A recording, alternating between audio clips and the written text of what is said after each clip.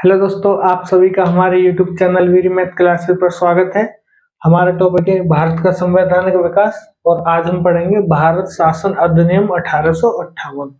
भारत शासन अधिनियम 1858 कब आया था? जब 1857 का युद्ध हो गया था। उसमें अंग्रेजी जो प्रशासन था, अंग्रेजी शासन था, उनको बहुत बड़ी चोट पहुंची थी और बहुत ज्यादा नुकसान हुआ था। तो ब्रिटेन की सरकार ने सोचा कि अब कंपनी की बस की बात नहीं है कि वो भारत में शासन कर सके, भारत के प्रशासन को संभाल सके। तो इसलिए उसने क्या किया कि जो कंपनी का शासन था ब्रिटिश सरकार ने अपने हाथों में ले लिया था तथा उससे संबंधित कुछ प्रावधान किए थे और उसी को लेकर ये भारत शासन अधिनियम 1858 बनाया गया था। ठीक है, तो देखो उसमें सबसे पहला पॉइंट, हमने ये अलग अलग पॉइंट लिखे हुए हैं हमने। तो देखो पहला पॉइंट है भारत का शासन ब्रिटेन की संसद को दे दिया गया था। ठीक है, कंपनी से लेकर भारत का जो शासन था वो ब्रिटेन की संसद को दे दिया था। नंबर 2, भारत राज्य सचिव, ब्रिटेन में ब्रिटिश की संसद में एक भारत राज्य सचिव का पद सृजित किया गया। भारत राज्य सचिव का एक नया पद बनाया गया और जो वो पद पे जो व्यक्ति बैठता था वो कौन था? ब्रिटिश के कैबिनेट का सदस्य था। ब्रिटेन की जो कैबिनेट थी, जो प्रधानमंत्री की कैबिनेट रहती थी, वो उसका सदस्य रहता था। ठीक है, भारत का राज्य सचिव एक नया पद बनाया गया, ब्रिटिश कैबिनेट का वह सदस्य होता था तथा उसकी सहायता के लिए एक 15 सदस्यीय भारत परिषद बनाई गई जो कि एक सलाहकार परिषद थी। भारत के राज्य सचिव की सलाह के लिए एक 15 सदस्यीय भारत परिषद बनाई गई।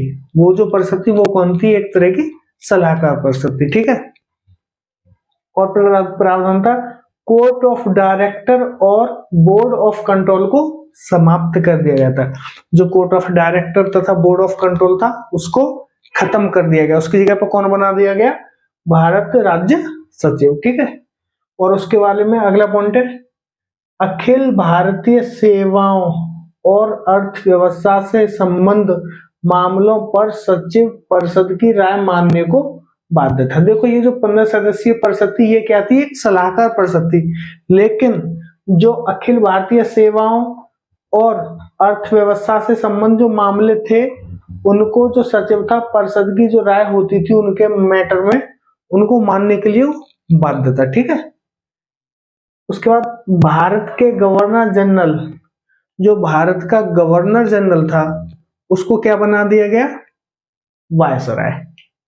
जो भारत का जो गवर्नर जनरल, जिस पद को गवर्नर जनरल बोलते थे, उस पर जो व्यक्ति बैठता था, अब उस पद का नाम दे दिया गया वायसराय। वहां पर जो व्यक्ति बैठता था उसको क्या बोलते थे? वायसराय बोलते थे। और वो जो होता था ब्रिटिश क्राउन का प्रतिनिधि होता था, वो कंपनी का कोई व्यक्ति नहीं होता था, वो सीधा ब्रिटिश था, जो ब्रिटेन का जो राजा या महारानी जो रहती थी उसका प्रतिनिधि के तौर पर वो कार्य करता था। ठीक है, यहाँ पर आप एक और चीज देखो, यहाँ पर कोर्ट ऑफ डायरेक्टर और बोर्ड ऑफ कंट्रोल को समाप्त कर दिया गया था और केवल उनकी जगह पर एक राज्य सचिव बैठा दिया गया था। तो इसका मतलब क्या है? द्वैध शासन। ये जो बोर्ड ऑफ कंट्रोल कब बनाया गया था? हमने पढ़ाया था, जो हमारी पिट्स इंडिया एक्ट था, जो हमारा पिट्स इंडिया एक्ट था उसमें हमारे बोर्ड ऑफ कंट्रोल बनाया गया था। तब से क्या लागू हो गई थी? द्वैध शासन पद्धति। कौन सी पद्धति? द्वैध शासन पद्धति। कब से? पिट्स इंडिया एक्ट के समय से। उसमें कोर्ट ऑफ डायरेक्टर और बोर्ड ऑफ कंट्रोल दो संस्थाएं काम करती थी, लेकिन यहाँ पे क्या किया गया? कोर्ट ऑफ डायरेक्टर और बोर्ड ऑफ कंट्रोल को समाप्त कर दिया गया इस अधिनियम के द्वारा। मतलब पिट्स इंडिया एक्ट द्वारा जो द्वैध शासन पद्धति चालू की गई थी वो द्वैध शासन पद्धति इस अधिनियम के द्वारा खत्म कर दी गई। ये पॉइंट आप एक और लिख लेना, द्वैध शासन पद्धति इस अधिनियम के द्वारा खत्म कर दी गई थी। ठीक है, और इसमें नेक्स्ट पॉइंट है सिविल सेवा में खुली प्रतियोगिता द्वारा भर्ती स्टार्ट की गई। जो सिविल सेवा थी उसके लिए खुली प्रतियोगिता भर्ती के लिए चालू की गई। ठीक है, पॉइंट नंबर 7, लॉर्ड कैनिंग प्रथम वायसराय था। भारत का प्रथम वायसराय कौन था? Lord Canning. अंतिम गवर्नर जनरल कौन था? भारत का अंतिम गवर्नर जनरल था लॉर्ड कैनिंग।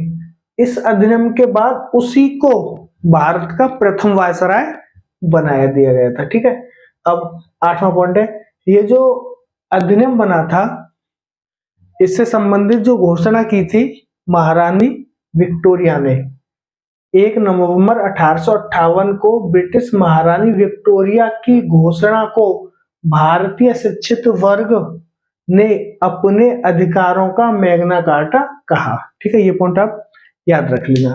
नेक्स्ट है, भारत राज्य सचिव की परिषद एक निगम निकाय घोषित की गई। ये जो भारत जो राज्य सचिव था उसकी जो परिषद थी और वो था, उसको मिलाकर क्या बोला गया?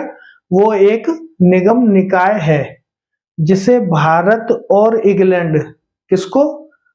भारत राज्य की परिषद जो कि एक निगम निकाय थी, उसे भारत और इंग्लैंड में मुकदमा करने का अधिकार था। इस पर भी, इसके ऊपर भी मुकदमा किया, ये भी मुकदमा कर सकती थी तथा इसके ऊपर भी मुकदमा किया जा सकता था। ठीक है, ये जो हमारे हैं इससे संबंधित पॉइंट हमने लिखे हैं। इससे अलग मुझे नहीं लगता कोई दूसरा आएगा। इस अधिनियम में सारे इंपोर्टेंट जो पॉइंट थे वो हमने लिख दिए। एक पॉइंट क्या लिखा था, इसके द्वारा ईस्ट इंडिया एक्ट में जो द्वैध शासन पद्धति लागू की गई थी, इस अधिनियम के द्वारा उसको खत्म किया गया। इस पॉइंट को आप लिख लेना। ठीक है, अब नोट, इस अधिनियम का भारत के शासन पर क्या प्रभाव पड़ा, वो चीज हमने यहाँ पर लिखी है। तो इसमें क्या लिखा है देखो, 1858 के कानून का प्रमुख उद्देश्य प्रशासनिक मशीनरी में सुधार था। जो प्रशासनिक व्यवस्था थी उसमें सुधार था, जिसके माध्यम से इंग्लैंड में ही बैठकर भारतीय सरकार का अधीक्षण और नियंत्रण हो सकता था। इसने भारत में प्रचलित शासन प्रणाली में कोई विशेष परिवर्तन नहीं किया था। ठीक है, ये इसका जो कॉन्क्लूजन निकला था, निष्कर्ष निकला था, लोगों की जो राय थी वो ये थी। ठीक है, ये हमने पूरा आपको लिख के दिया है, एक तरह के नोट्स की तरह हम आपको तैयारी करवा रहे हैं। आप इसके आधार पर अपने नोट्स भी तैयार कर सकते हैं। हमारे इस वीडियो में इतना ही। अगर आपको हमारा वीडियो अच्छा लग रहा है, आप हमारे चैनल पर पहली बार आए तो हमारे चैनल को सब्सक्राइब करें तथा शेयर करके हमको दूसरे लोगों तक भी पहुंचाने में हमारी मदद करें। लाइक तथा कमेंट करके हमको जरूर बताएं कि आपको हमारे वीडियो में कमी क्या लग रही है। धन्यवाद, जय हिंद।